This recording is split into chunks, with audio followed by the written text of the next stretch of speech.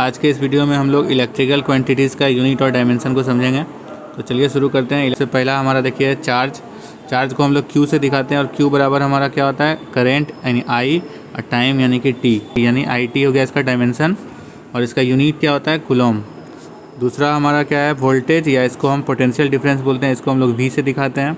तो V बराबर हमारा क्या होता है, work done per unit charge यानी W/Q।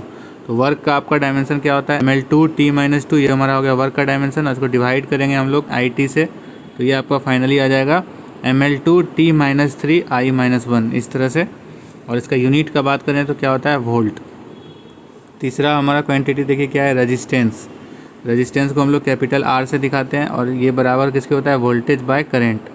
तो वोल्टेज का हमारा डायमेंशन क्या होता है, ml2T-3I-1। इसको जब हम I से डिवाइड करेंगे तो ये हो जाएगा ml2T-3 और I-2 हो जाएगा। और यूनिट का अगर बात करें, इसका यूनिट क्या होता है, ओम। चौथा हमारा देखिए इसके बाद क्या है, कैपेसिटेंस। तो कैपेसिटेंस को हम लोग C से दिखाते हैं और C बराबर क्या होता है, charge divided by voltage. Charge का आपका डायमेंशन क्या होता है, IT होता है। इसको डिवाइड करेंगे वोल्टेज के डायमेंशन के साथ, तो वोल्टेज का डायमेंशन आपने देखा ml2T-3 और I-1।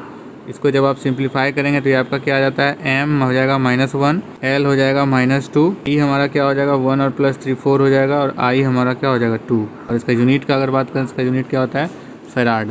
कैपेसिटेंस के बाद हम लोग अगला देखते हैं, मैग्नेटिक फील्ड। B से इसको इंडिकेट करते हैं, ये बराबर किसके होता है, F डिवाइडेड बाय क्या हो जाएगा, करेंट इंटू लेंथ।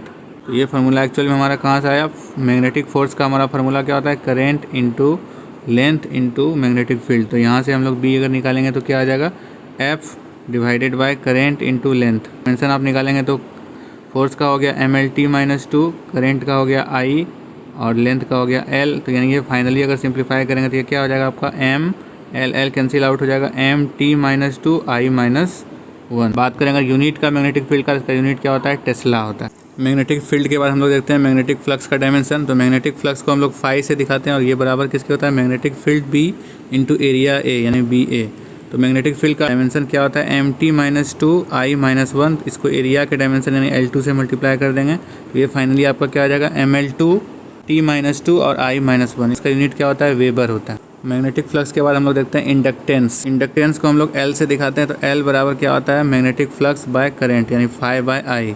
तो मैग्नेटिक फ्लक्स का आपने देखा डायमेंशन ml2T-2 I-1।